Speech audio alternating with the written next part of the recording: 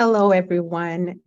You may have heard that it's recommended for adults to get about 8 hours of sleep every night, but we're all busy, right? And sometimes we decide to sacrifice sleep in order to get things done or even just to relax. But after today, I hope you'll reconsider this approach. So we're all guilty of this, right? I mean, I can attest to many sleepless nights between medical training and having kids and all of that. But hopefully, after we talk today, all that will change. So, welcome to Connecting the Dots with Dr. Ashaye, a great place to be if you desire to take charge of your health so you can live fully while enjoying doing what you love. I'm your host, Lola Ashaye. I'm a double board certified family medicine and lifestyle medicine doctor and owner of InTouch Primary Care in Sugar Land, Texas. And I am so excited that you're here. If you're seeking a more proactive, more convenient, proactive approach to your healthcare, come join us. Check us out at www.intouchprimarycare.com. And remember, you can listen to this episode and all our other episodes on the InTouch Primary Care YouTube channel. Leave comments and please subscribe, and please share, because you never know, it may make a huge difference for someone.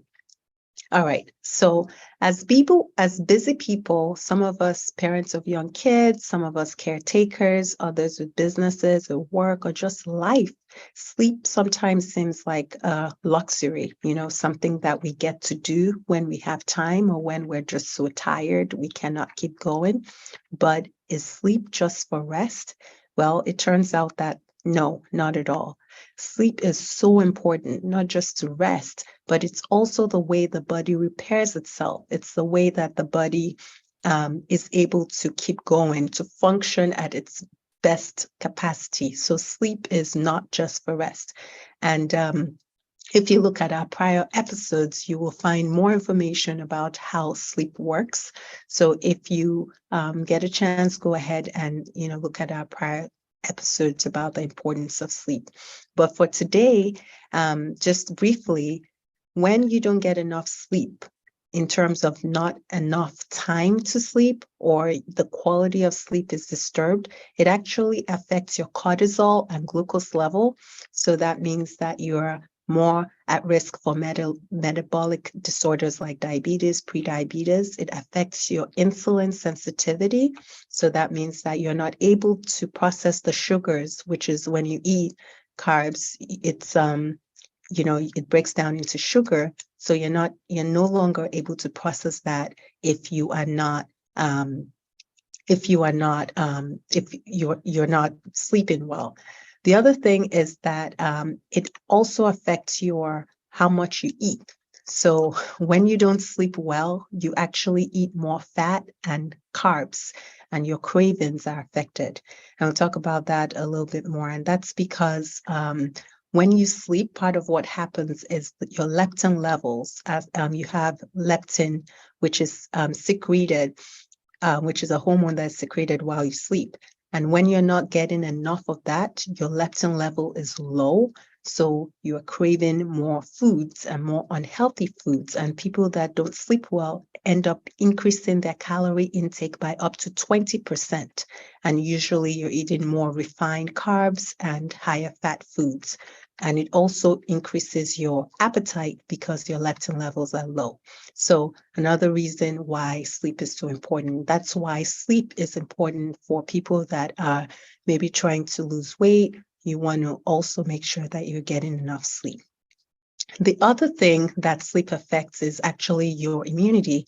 So when you're not getting enough sleep, you're more susceptible to getting sick. It can also increase the risk of heart disease because it affects your blood pressure. When you don't sleep, your blood pressure doesn't do the normal, it doesn't lower normally like it's supposed to while you sleep. So those are some reasons why sleep is so important. But like I said, you can go to our prior episodes and see more reasons there. So let's get some questions out of the way, because I get some questions from people. And number one, how many hours of sleep is recommended for good health? Well, ideally, you want to get at least 7 hours of sleep. So at least 7 up to 8. So 7 to 8 is considered a good amount. Less than 6 is considered too little, and more than 9 hours a night is considered too much. So the sweet spot for adults is 7 to 8 hours.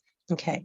Another question, is melatonin helpful for sleep? Well, melatonin is a hormone that your brain produces in response to darkness. So it's melatonin and light go very well hand in hand, and it helps with the timing of your circadian rhythm, which is basically what helps you wake up and fall asleep, amongst other things. And melatonin, when it's low, which can happen when it's suppressed by light, can make it hard for you don't feel as sleepy when your melatonin levels are low. So by taking melatonin, and a lot of times there are melatonin supplements in many different forms, depending on what is causing problems with sleep, it could be helpful. So melatonin is not a fix for everybody. It's a fix when it's appropriate. So it's hard to say if it's going to fix, there needs to be some evaluation to determine whether melatonin will be helpful for you or not. So it's not just one size fits all type of thing. So melatonin, yes, you produce melatonin naturally yourself. If you want to increase your natural melatonin, what you do is you want to make sure that your room is dark. So if you need to get blackout curtains or whatever else you need to do to make sure your room is dark, because that's what increases your melatonin levels naturally. All right. Third questions. What about naps? Are they good for me? Well, a nap can be fine. It's just the timing and duration matter. So you want to take 30 minutes or less if you're going to nap. And if you're sleeping at night, if you don't work at night and you get to sleep at night, then you want to do that nap before 3 p.m. Okay, so naps are fine, but you want to make sure they're not too long, because then they can interfere with your nighttime sleep. And then you also want to make sure that you're doing it, early enough in the day so that your adenosine levels, which is a hormone that helps to cause pressure, so that you can feel sleepy, is not too low, is not affected when you by taking too long of a nap or by napping too late. All right. So for those that are interested, so now you've heard, sleep is important. It's not just to rest. You don't have to. I know people that feel guilty about sleeping because they feel like they're being lazy. No, you need sleep. You need sleep. Sleep is important for your health. So if that's been you, now you can sleep and enjoy it. Okay. And you want to get, like I said, 7 to 8 hours of sleep. So if you're motivated to improve your sleep, what are some things that you can do? So number one, you want to make your environment conducive for sleep, so that a lot of times, there's so many things you can do for this, but just a few things. Number one is shutting down the TV or computer, the blue light.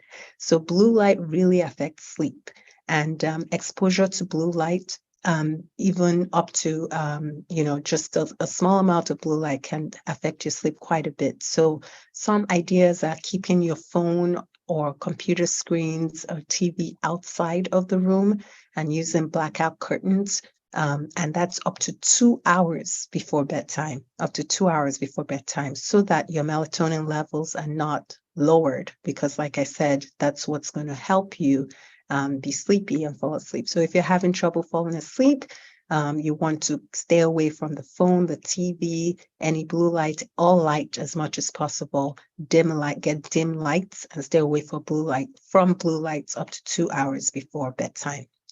Now, the way that happens, and we can talk about that, is blue light actually increases your heart rate, your blood pressure, your core body temperature, which are the opposite things that you want to happen when you're trying to fall asleep. Now, the other thing that can be helpful if you're having trouble with sleep is trying to stick to a schedule. So sometimes, people just kind of go to bed whenever, but trying to train your body, like we do, if you've done sleep training for kids, we kind of do some kind of, pattern, they take their bath, they read a book, and then we put them down, they're relaxed, that sort of thing. That works for adults too. you can come up with a sleep regimen that works for you and get your body into that habit of going to bed about the same time every night. And then even on the weekends, when you want to sleep in, try not to sleep in for longer than 1 hour past your ideal wake up time during the week, because when you go back and forth, it can affect your sleep. So if you're having trouble sleeping, that's another tip. Try to stick to a schedule. And then the last tip is coordinating your meals with your sleep schedule. So if you have trouble falling asleep, you want to try to eat at least 3 hours before bedtime. So that gives your body the best chance to relax prior to bed. If you're having trouble waking up too early, and you want to sleep later, then you can eat 2 to 3 hours before bed, but try to eat a complex carbohydrate meal. So you eat something that has a little bit of a higher carb. Typically, for most people that don't have that trouble, problem, you can eat your carbs in the morning. But if you are having trouble with waking up too early, then you can shift your carbs to the nighttime, 2 to 3 hours before bed. So most people will want to avoid eating or snacking or anything up to 3 hours before bedtime, so that you are able to, you don't have any trouble falling asleep. So those are some tips. So remember, number 1, make your environment conducive for sleep. Number 2, try to stick to a schedule. And then number 3, coordinate your meals with your sleep schedule. Those are some things that can help so that you can get a better quality sleep and you can sleep for your the recommended 7 to 8 hours every night. And that's all I have for today. If you're in the Houston area and you're looking for a doctor to help you with your health goals, one that is proactive about your health, check us out at InTouch Primary Care. If you want to get to know us first, you can schedule a one-time detailed evaluation by selecting a per-visit visitor consultation. You can find more information about this on our website, which is www.intouchprimarycare.com. Remember, your health is too important to rush. It's too important to ignore. You need health to enjoy doing what you love. So prioritize your health today. And please share this episode and remember to subscribe as well. Thank you for watching, and I will see you next week at the same time, 2:15 p.m. on Connecting the Dots with Dr. Ashaye. Thank you.